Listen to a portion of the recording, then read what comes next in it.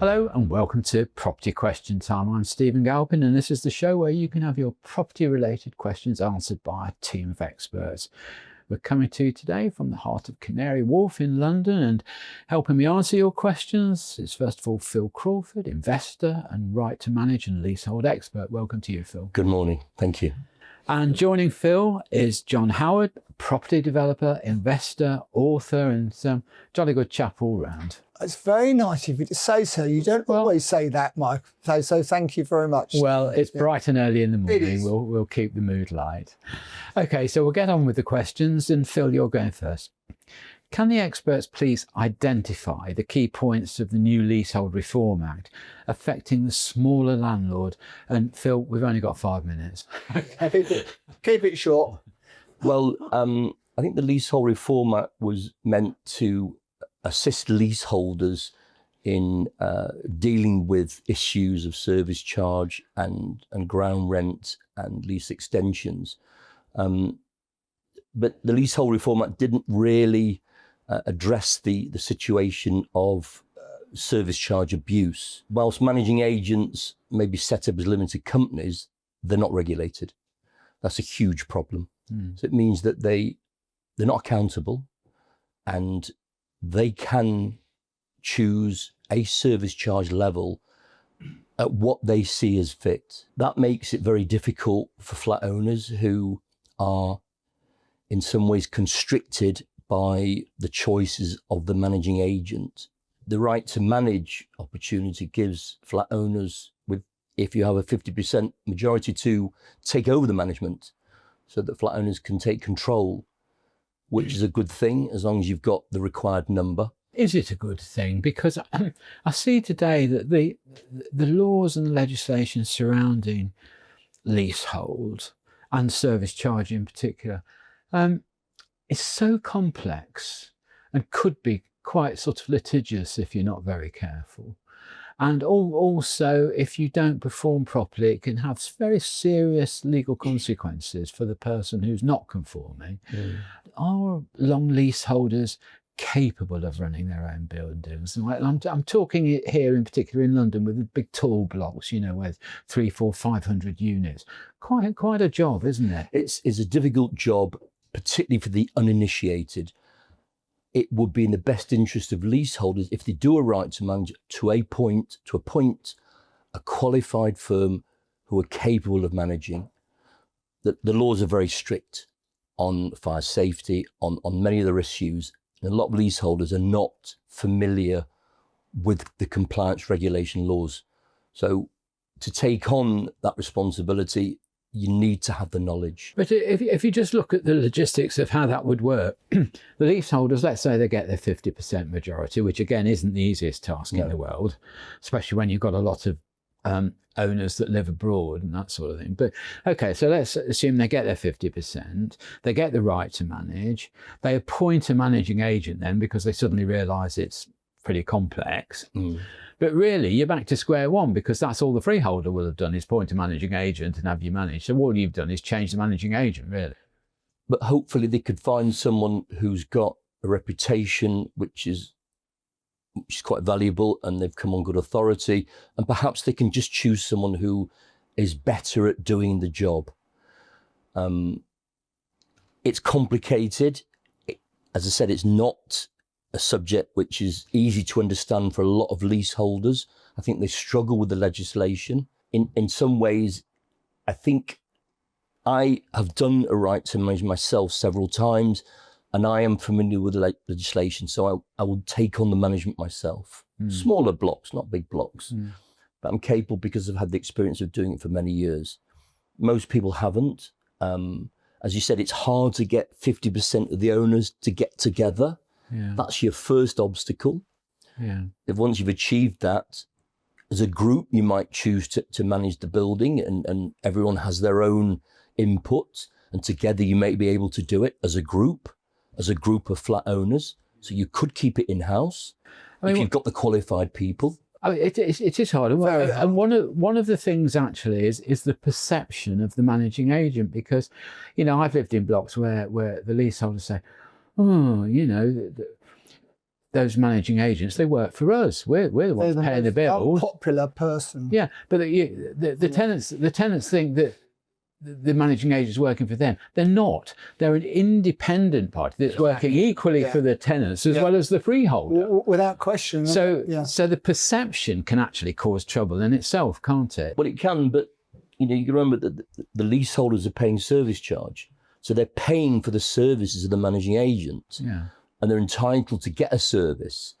What they pay is obviously up to the managing agent. As I said, it's not regulated, so they can choose what they want. The freeholder instructs, in the first instance, a managing agent. Yes, they're acting for both parties, but it's only the leaseholder who's paying for the service and for the enhancement of communal areas. Yeah. And it doesn't always work out. Okay. So just in 10 seconds, Phil, are we going to be better off with this new legislation? They haven't addressed the issue of regulation. Until they do, I think we're going to be struggling. Managing agents need to be regulated. There needs to be an ombudsman with real teeth. Real teeth. At the moment, there's no accountability. Yeah. Just very quickly, Johnny, do you want to come back on that? Well, two things. One, I've lost freeholds to the residents, which is I don't think it's right. I don't think they should be able to take a freehold off you. Is that lost ownership? Why should they? We own it. Why should if you only own property and somebody says I'm going to take that off you, and so on? But there's a process. Well, there's a process. And they have to pay for it. And they have to pay for it. But if I don't want to sell it because it's an investment for my long-term future or family's future, we've lost freeholds like that. So they have a greater interest. Leaseholders have a greater interest. That's your opinion. Okay. My opinion is that I'm a professional person managing that block very, very well. Yes. End of. The second thing, very quickly, is when is the calculation going to be made for the lease extensions? Because Michael Gove never put that in the law, did he? No. But do we know when that's coming out? Because we're still waiting for Labour to decide, whether it's going to go down the calculation or go up, or what's going to happen to it. I don't know the answer to that. I don't know if there is a date yet. No, set. I think you're right, Phil. I don't think there is a date. And also, the government did announce a couple of weeks ago that they'd found all sorts of flaws in the drafting of the legislation. So it was rushed through by Michael Gove on the last day of Parliament. Yeah. Okay, well, there we are. Let's move on. John. Yes. Do the experts believe, this is a good one for you, the government is on track for its target of 1.5 million homes, or will the target be abandoned? And if so, what will be the consequences for the market? Right. Well, first of all, they've got absolutely no chance. You've got more chance playing for England in the World Cup in a year's time, Stephen, than they have of reaching their target. I wouldn't want to wait a year. No, you want to be in the team now. Yeah. So on 250 grand a week, we'd all like that, wouldn't we? So they've got absolutely no chance. Last year they built, I think, 190,000 houses. This year, I think it's 210,000. So already they've got to build nearly 500,000 to 400,000 houses a year to catch up. It's just, it's a load of nonsense. It's never going to happen. And more recently, they've been calling it an aim rather than it's now an aim. Well, they might do it potentially in the very last year of this Parliament. This government, they might do it and say, well, look, we've achieved it. That's what they're going to try and do, I think. I don't think they've got a chance doing that. Very interestingly, the top 10 house builders, at the moment, they're selling 0.55% of a house a week. That's all they're selling. So 2 a month, basically, 2.5 a month. Now, at that level, there's no way, because these major house builders, they control the whole market. They control 62% of the market. And if they haven't got an order book, they don't build. They don't build. They're not like the small developers like us that have to get it completed and then hope they resell them. They don't. They work off an order book. So if the orders aren't there, they ain't going to do it. If they're serious about getting to that target in any shape or form, they've got to bring back help to buy in some way. They've got to help first-time buyers dramatically. And one of the ways I believe they should help first-time buyers is allow them to borrow against their pensions, their national insurance, or if they work for the government, they've got some fantastic But are the pensions. pensions substantial enough at a very young age? Is there enough equity in those? Well, pensions? even if there isn't enough equity, it could be lent to them. I think they need to be dynamic. There's no way they're going to get these targets unless they're dynamic. They need to support and help first-time buyers. Then they might have a chance if they were to end up being in government for another 5 years, which they're not going to do, I don't believe. But if they did, they might start to reach that target. But at the moment, they've got absolutely no chance whatsoever. Is that quite clear? That's very clear, John. Right. What I'd like to ask you, though, do you think we ought to go back to 100% mortgages? Yes. Mm-hmm. Of some type of 100% mortgage. But again, if you can borrow against your pension, and remember, people work for NHS getting 23% extra put into their pension every month of their salary. So they can quite easily use some of that as a deposit. We need to be radical. Mm. I agree with that, yeah. What about extending the length of mortgages? Yeah, we could do that. I Up mean, to maybe 30 years? But you know what? If you can, people say to me, you know, what's the best way of saving? The best way of saving money is if you've got a 25-year mortgage, repayment mortgage, pay it off over 15 years. The saving is thousands and thousands of pounds. That's the best way to do it. Really is. Okay, well, there we are. Thank you very much. That's all we've got time for in this half of the show. So join me again after the break when I'll be asking John and Phil more of your questions. Hello and welcome back to part 2 of Property Question Time. I'm Stephen Galpin. I'm joined by Phil Crawford and John Howard. Welcome back, guys. Phil, with the new legislation relating to leaseholds, have any beneficial changes for those paying what they consider to be excessive service charges been brought in? Is it going to be of any help to anybody? I think the problem is that the Leasehold Valuation Tribunal is very complicated, and it's difficult to navigate for an average leaseholder. So when they get the service charge demand, the lease is sacrosanct. They have to pay service charge. And it's difficult to challenge it, because if you challenge it, you'll get taken to court and eventually you have to pay it. So the property redress schemes don't have any authority, as far as I'm concerned. That there's an ombudsman, there's a property redress scheme, of which managing agents are meant to be subscribed to. Not all of them are. I don't think the question of service charge has been addressed properly. So I just think that managing agents have got too much freedom to choose the level of service charge. In some ways, you could say they're cash cows. To be a managing agent, to charge service charge, to provide a service. There's plenty of decent managing agents who do a proper service. There's a lot of, I think it's Plenty. I think you're being a bit harsh there on most managing agents. Now, there are rogues, of course there are. Yeah. But I think most managing agents, you know, want to do a decent job, and you have to justify, you know, they have to justify. I think it's the been cost. reasonable. I think Yeah, a reasonable reasonable, I level agree. of service charge is what's important. If it's reasonable, then you can't really argue. Well, if you've got If the it's bills, realistic if and you've got the bills and they're charging you 10% for managing it, or 7%, whatever it might be. yeah, they have But to that's manage it. it fee. So I can't see that there can be too much to be a rogue about. But John, I think a lot of this comes down to process. Now, what do I mean by that? Well, let's put it this way. If you have, shall we say, a very strong residents association, they might be very pernicious. And by the way, as a landlord, a freeholder, you want them to have an association. Yeah. You genuinely want them to have one. Because You're representative. But Exactly. if they're too strong, you can then get cries from the landlord saying, you know, you're making it impossible for me to run this building. Yeah. You're making it impossible for me to There's a spend anyway. balance. There is a balance. There is a balance. And I personally think that what this legislation should do, if it's not doing already, is put in a higher level of process, Yes. obligatory process.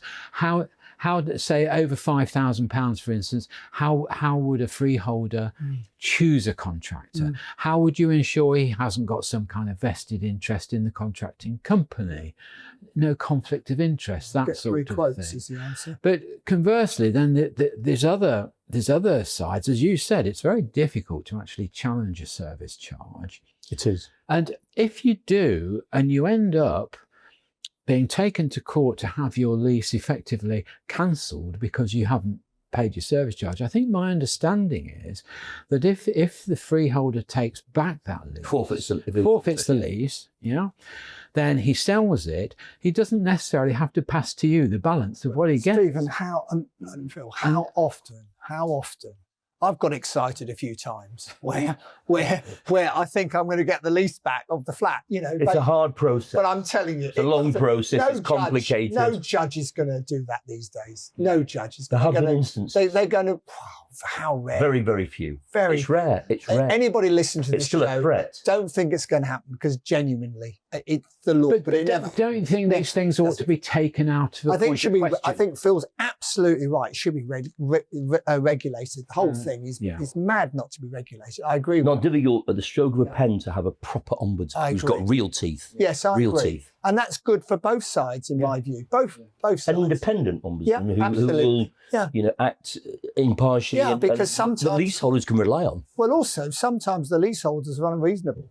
Yeah, and it's the freeholder that's taking people are unreasonable, aren't they? Can be. People can be unreasonable, and also a lot of tenants who are not particularly interested in the logistics of running the building. They just want a peaceful place to live that they can afford. Don't really have a full understanding of perhaps what the freeholders' obligations are and the serious consequences if they don't meet those obligations. So it is a two-sided argument. Absolutely agree. Freeholders have got huge responsibility. More so than ever. More so than ever. And flat owners are not completely aware. But Phil, also the management company now have been put even more. I mean, the insurance they have to pay to be a management company of these blocks because of fire and everything else is massive now. So, you've got after Grenfell, the fire regulations were and I'm involved, so much different today. And I'm involved in all that because we're recladding 215 flats at the moment. So, I mean, the management agents have got a tough gig. Tough gig. They do.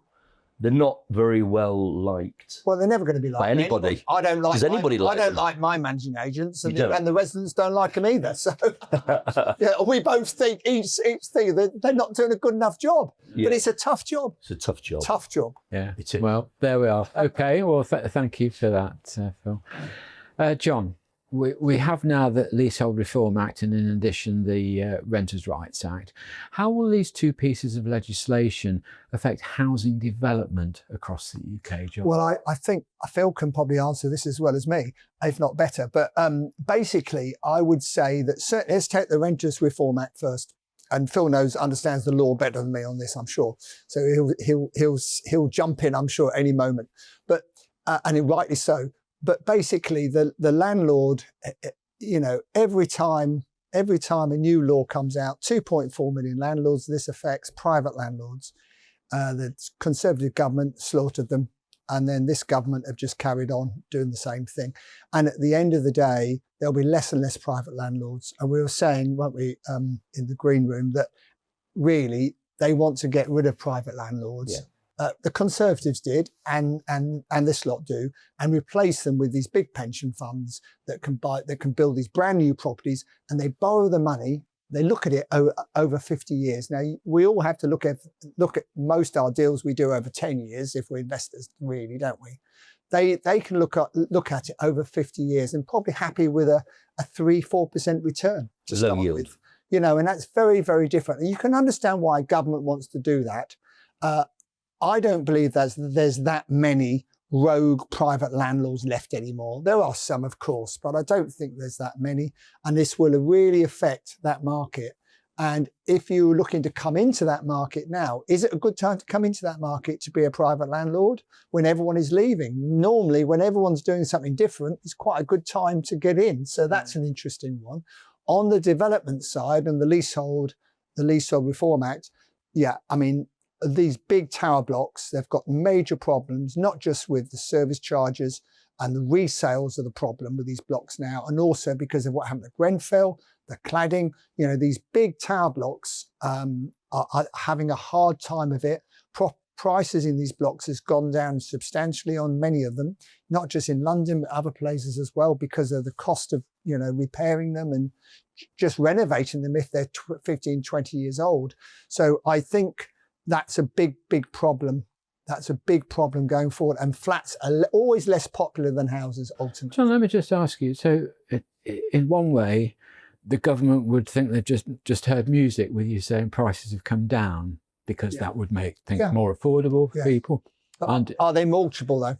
But the next question is: does that then do those price drops discourage developers building more? Yes, totally. They do. Yeah, so absolutely. It's a bit of a problem, isn't it? Yeah, and also, of course, if you've got a service charge that is very high, the affordability is a problem for a lot of first-time buyers with these blocks, because that will be taken into account when they're working out their mortgage. So the whole thing is none of it's good news. None of it is good news in my view, and it will take time for these blocks. There's 5,000 more blocks for the cladding to be sorted out on. Once that is all done, and that will take till 2035. I was asked the other day by someone from Homes England who is organising all this, when do you think they'll all be done? Can we get them all done by 2028? And he was a director at the level, so I've got a very respectful of him, as they're giving us a big grant. And I said, with all due respect, I think it'll be 2035, not 2028. There's just so much more to do. And it takes so long to get on site to do them. And all those people who are in those blocks can't sell. They're stuck. That's right. Yeah. They can't do anything. You're absolutely right, Phil. They're absolutely stuck. And you must see this a lot in your business. I do see a lot, yeah. And it's really sad, because if someone's, perhaps they're starting a family, it might hold got the room. I've got the room. I mean, it's easy to criticise the time it takes, but if you, as I do, I live in a block where there's, I can't remember now, 600 apartments altogether in the two blocks, I think. The physical time it takes to even just make appointments for contractors to go in and do work with 600 different, units. It's a lot of work. It's incredible. Organising. Yeah. I mean, that's a 2-year job in itself, isn't it? It really is. And there's many, many challenges. And I think if anyone wants a bargain and they're ballsy enough, buy a leasehold flat cheap. They're cheap at the moment. They won't be cheap forever. I'm going to make it big. I won't. Now, the only thing I'm going to have to say to you, John, when you do refer to losing your freeholds, I think you probably need to sort of change that to selling your freeholds. Well, not really, because I didn't want to sell them in the first place. Well, no. You were forced to. Forced to, exactly. You have a choice in it. How can that be right when I've done nothing wrong at all? How can that be right? I think you need to look at the leaseholders' interests and know that they have an interest like you do. No, I liked you to start with. Yeah. And now? I'm starting going off you a bit at the moment. I understand that. Yeah. I'm a buyer of freeholds as well. Well, so I'm very well aware of you've got a foot in both camps, I know. Yeah. I've got a couple of houses. Yeah. Just be careful what you wish for, both of you. That's all I can say.